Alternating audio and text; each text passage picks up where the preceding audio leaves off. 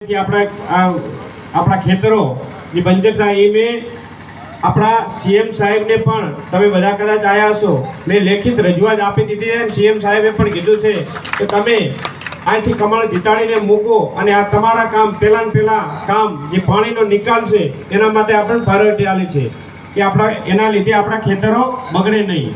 જે ખેતરો ખારાશથી બગડેરા એ બગડતા બંધ થઈ જાય અને એનો નિકાલ પણ આપણે સાથે મળીને કરીશું.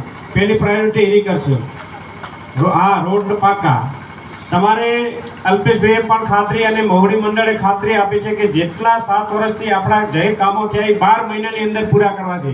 જપવાનું નથી. 12 મહિના તમે કોઈ મહંતામોની હોય, કોઈ બેસલા હોય ત્યાં બોલાવશો મત, પણ પહેલા 12 મહિનાની અંદર જે જરૂરિયાતના કામો છે એ કામો આપણે પૂરા કરવા એ તમને વચન આપું છું કે છેલ્લા 12 મહિનામાં બને એટલી મહેનત કરીને પૂરા કરીશું.